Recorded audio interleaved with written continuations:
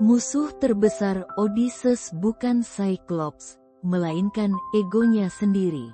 Kita sering mengira bahwa perjalanan hidup menjadi sulit karena musuh yang besar. Karena keadaan yang tidak adil. Karena orang-orang yang menghalangi. Karena badai yang datang silih berganti. Namun kisah Odyssey karya Homer memberikan pelajaran yang berbeda. Musuh terbesar Odysseus bukanlah Cyclops. Bukan pula para monster, penyihir, ataupun lautan yang bergelora. Musuh terbesarnya adalah egonya sendiri. Saat kemenangan berubah menjadi kesombongan. Salah satu bagian paling penting dalam Odyssey terjadi setelah Odysseus dan anak buahnya berhasil meloloskan diri dari gua Cyclops, Polyphemus. Dengan kecerdasannya, Odysseus berhasil mengelabui sang raksasa. Ia dan para prajuritnya selamat. Seharusnya kisah itu berakhir di sana. Mereka sudah menang. Mereka sudah lolos. Namun ketika kapal mulai menjauh, sesuatu terjadi. Odysseus tidak bisa menahan dirinya. Ia berteriak kepada Cyclops. Ia mengungkapkan siapa dirinya. Ia ingin sang raksasa tahu siapa orang yang telah mengalahkannya. Ia ingin kemenangan itu diakui. Ia ingin namanya dikenang. Saat itulah kemenangan berubah menjadi kesombongan. Satu kalimat yang mengubah 10 tahun perjalanan. Ucapan itu mungkin hanya berlangsung beberapa detik. Namun akibatnya berlangsung selama bertahun-tahun. Polyphemus ternyata adalah putra Poseidon, dewa laut. Ketika mengetahui siapa pelakunya, ia memohon kepada ayahnya agar menghukum Odysseus. Sejak saat itu, perjalanan pulang yang seharusnya tidak terlalu lama berubah menjadi pengembaraan selama 10 tahun. Badai demi badai datang, kapal demi kapal hancur, sahabat demi sahabat gugur. Bukan karena Odysseus kurang cerdas, tetapi karena ia tidak mampu mengendalikan egonya pada saat kemenangan. Tidak semua pertempuran berakhir saat kita menang. Dalam kehidupan modern, kita sering mengalami hal yang sama. Kita berhasil memenangkan sebuah perdebatan, lalu merasa perlu mempermalukan lawan. Kita berhasil mencapai posisi yang lebih tinggi, lalu merasa lebih hebat daripada orang lain. Kita berhasil dalam bisnis, lalu mulai meremehkan nasihat. Padahal seringkali, masalah terbesar justru muncul setelah kemenangan.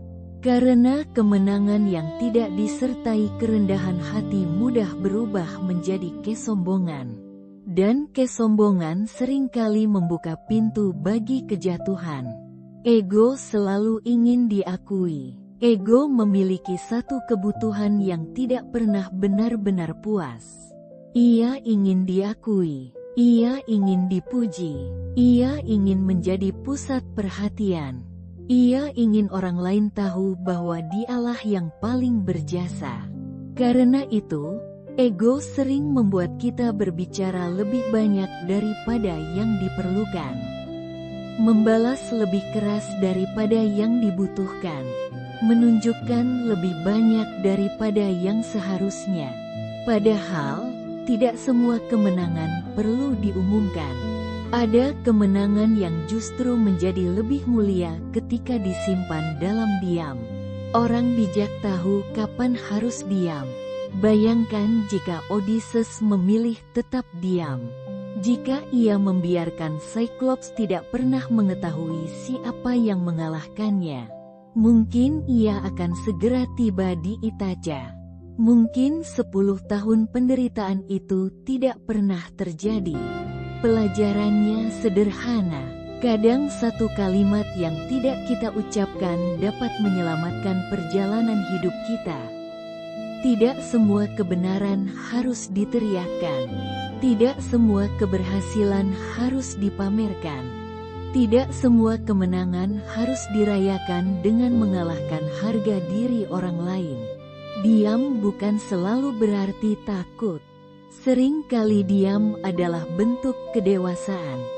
Cyclops ada di luar, ego ada di dalam.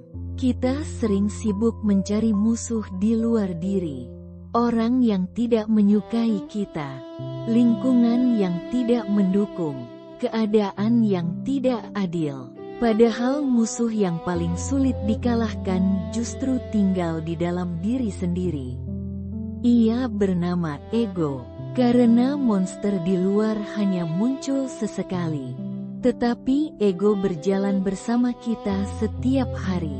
Ia membisikkan bahwa kita selalu benar, bahwa kita harus selalu menang, bahwa kita harus selalu diakui.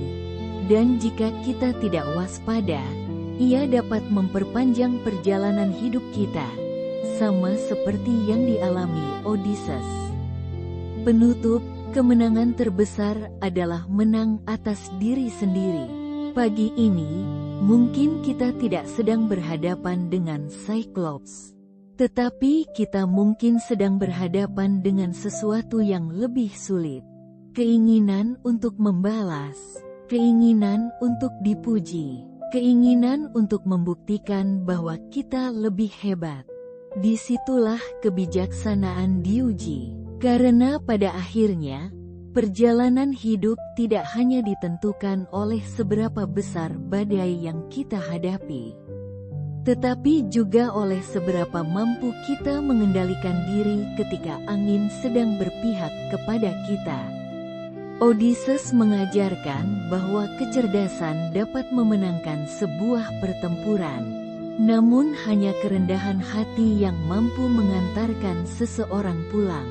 Maka jangan hanya belajar mengalahkan musuh di luar. Belajarlah mengalahkan musuh yang paling dekat. Musuh yang setiap hari berbicara atas nama diri kita sendiri.